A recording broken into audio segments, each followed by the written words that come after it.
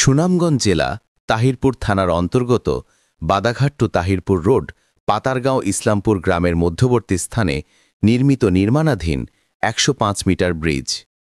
দেশের বৃহৎ হাওড়া অঞ্চলের সড়ক যোগাযোগ ব্যবস্থার উন্নয়নে চলমান উড়াল সড়ক প্রকল্প। গুরুত্বপূর্ণ এই প্রকল্পের আওতায় বাদাঘাট টু তাহিরপুর রাস্তার ওপর নির্মিত ১০৫ মিটার দৈর্ঘ্যের এই ব্রিজ ২০২৪ সালের এপ্রিলে শুরু হওয়া প্রকল্পটি ২০২৭ সালের শেষ হওয়ার কথা। উক্ত ব্রিজের কাজ শেষ হলে এটি স্থানীয় পর্যটন শিল্প বিকাশে সহায়তা করবে বলে আশা করা হচ্ছে। ব্রিজের বর্তমান অবস্থা: ব্রিজের নির্মাণ কাজ চলমান এবং কয়েকটি পিলারের কাজ সম্পন্ন হয়েছে।